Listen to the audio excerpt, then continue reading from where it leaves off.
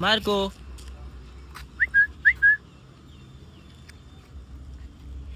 Cutie cutie. अरे अरे अरे अरे अरे अरे अरे, मैं तो छूऊंगा थोड़ा थोड़ा। So hey guys, what's up and welcome to a brand new blog. तो अभी आज मैं आया हूँ अपने बेस्ट फ्रेंड के साथ दर्शन, एंड उसका प्यारा सा क्यूट सा पपी मार्को एंड पेप। कोई पेट नहीं कहेगा इसको, मार्को ही कहेंगे क्योंकि ये छोटू सा डायनासोर है, जितना क्यूट उतना ही खतरनाक। And Marco. तो सबसे पहले जान लेते हैं कि कितने प्राइस है हमारे मार्को की। तो भाई मार्को मुझे पड़ा था 25K में, 25,000, क्योंकि ये लॉन्ग कोट जर्मन शेफर्ड है तो वो महंगा आता है, और इससे भी महंगे आते हैं, जैसी क्वालिटी होगी उसके पेरेंट्स की वैसे आते हैं, लेकिन मुझे 25,000 में पड़ा। अगर डबल कोट लेने जाओगे तो वो आपको 15 से 20,000 के बीच में पड़ जाएगा, और अगर आप सिंगल कोट लेने जाओगे हाँ, तो आपको अराउंड 12K से 15K के बीच में पड़ जाएगा। ये मेल है तो थोड़ा महंगा होता है, फीमेल होती है तो उससे थोड़ी सस्ती होती है। अच्छा ओके, ऐसा मेल फीमेल में भी ऐसे रेट का हाँ। डिफरेंस होता है। देखो भाई, मैं तो पेट पेरेंट नहीं हूँ, पर दर्शन है तो उसने बताया कि इसके अंदर भी बहुत सारे टाइप्स होते हैं, लॉन्ग कोट, डबल कोट, उसके हेयर की लेंथ पे डिपेंड करता है वो। तो जितने हेयर की आप लेंथ लोगे उतनी ज़्यादा प्राइस होगी। एंड इसके खाने पीने का क्या ध्यान रखना पड़ता है? खाने पीने में इसको रोटी वगैरह नहीं दे सकते, ना रोटी दे सकते हैं, ना रोटला बोलते हैं हम बाजरी का, वो कुछ नहीं दे सकते इसको। लोकल हम दूसरे डॉग्स को देते हैं बिस्किट, लेकिन इसको नहीं दे सकते।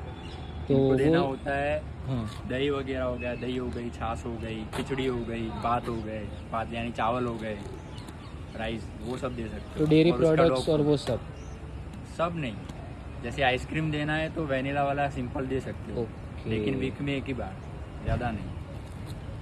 ओके, तो भाई जितना ख्याल मतलब जितना वरना फिर इनके कोट है ना वो ऐसे जड़ जाएंगे। हाँ, बाल फिर हेयर ये देसी डॉग बन जाएगा जड़ने जर्मन लगता है। शेफर्ड के। अरे भाई फिर वो मार्को से डॉगेश भाई बन जाएगा। डॉगेश भाई बन जाएगा। जो कि हमें नहीं चाहिए, ये ऐसे खतरनाक रहना चाहिए भाई। क्यों मार्को? भाई यार सुनता ही नहीं ये ये तो है ना, कंकड़ खाने में मजा आ रहा है। Marco no. अरे निकालो मुँह से। हाँ निकाल निकल देख गया। लो। तो यहाँ थोड़ा साइड में लाते हैं क्योंकि फिर वो पत्थरों से खेलता है छोटे बच्चों की तरह।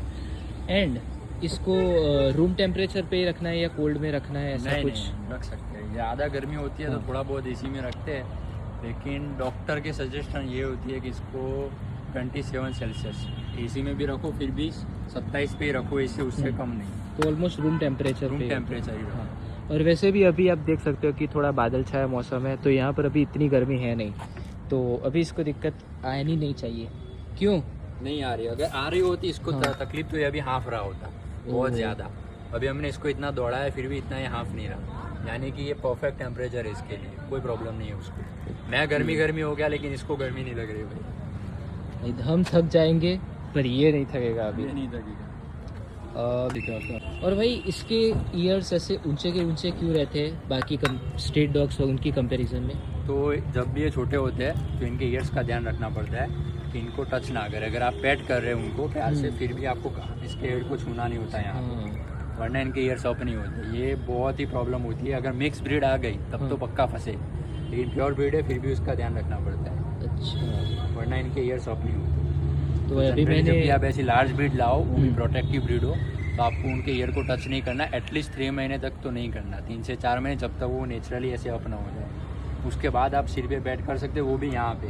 इनको यहाँ पे ईयर्स पे टच नहीं करना, यहाँ पे थोड़ा टच कर सकते हो, यहाँ पे। ओके, पीछे की साइड में। हाँ यहाँ ओके, तो भाई इन सारी चीज़ों का ध्यान रखना पड़ता है। एंड एक और क्वेश्चन था मेरा कि जर्मन शेफर्ड को, मार्को को ट्रेन करना बाकी के डॉग्स के कंपैरिजन में कितना हार्ड है या फिर इजी रहा है? ईजी रहा है, ये Easy रहा है। नेचुरली इंटेलिजेंट होते हैं तो ईजी है उनको ट्रेन करना, कंपेरेटिवली दूसरे डॉग ब्रीड्स के हिसाब से। प्रॉब्लम होती है प्रोटेक्टिव इंस्टिंक्ट में, बट फ़ायदा भी ये होता है कि ये बिना सोचे समझे हमला नहीं करते। कोई आ गया तो जब तक वो हम पे अटैक नहीं करेगा तब तक ये उस पर अटैक भी नहीं करता, तब तक समझता है, शांत है, सोचता है, फिर अटैक करता है। तो ये सबसे बड़ा फ़ायदा है। और इनको सोशलाइज करवाना पड़ता है, जब ये छोटे होते हैं तो इनको अलग अलग लोगों से मिलवाना पड़ता है। जैसे आज हम लोग मिले तो ये पहली बार ही मिल रहा है मेरे दोस्त से, तो आज ही मिला। फिर अगर फिर दूसरी बार मिलेगा, तो जब ये बड़ा होगा तो प्रॉब्लम नहीं होगी। ऐसा अगर सोशलाइज करवाया बाहर के इन्वायरमेंट से तो प्रॉब्लम नहीं होगी। तो यही बात है Socialize कि नहीं करवाया तो aggressive। अगर आप ये छोटा पपी है तो अगर आप उसके साथ सोशलाइज हो जाते हो तो कोई दिक्कत नहीं है कि बड़े होने तक। एंड अगर आप बड़ा ही हो रहा है और उसी के टाइम आप फर्स्ट टाइम मीट कर रहे हो तो शायद से मे बी खतरा हो सकता है आपके लिए। और ये जब छोटा होता है तो इसको दूसरों से मिला के सोशलाइज करवाना भी पड़ता है, जैसे अदर डॉग्स हो गए, अदर हाँ। पीपल्स हो गए, तब जाके शांत रहते हैं। डॉग को एग्रेसिव करने का एक ही तरीका है, उसको बांध के रखो। ओके। बांध के रखा तो वो एग्रेसिव अपने आप हो जाएगा। तो उसको थोड़ा इतना फ्री हाँ। एनवायरनमेंट भी देना पड़ता है हमारी वो तरह है। socialize रहता है। हाँ, जितना सोशलाइज खुद रहोगे अपने पेट को रहोगे उतना ही बेटर रहेगा।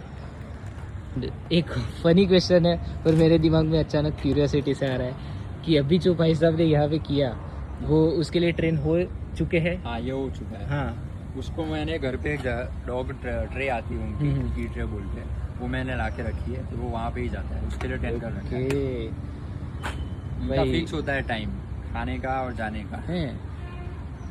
खाने के बाद ही जाएंगे, तो वो तब ओके। उनको उसी जगह ले जाना है जहाँ पे आपको ट्रेन करना है। भाई मार्को भाई साहब, ओए सुन लिया। हाँ, आप समझदार तो हो और ये कैमरा फ्रेंडली भी लग रहा है मुझे, क्योंकि अभी हमने बहुत सारी वीडियो सिनेमेटिक शॉट्स लिए तो उसमें भी कैसे आ रहा है पता है, एकदम ही ऐसे कैमरे में देख के एकदम हीरो है भाई, हीरो। यहाँ देखिए sir, sir one photo Marco.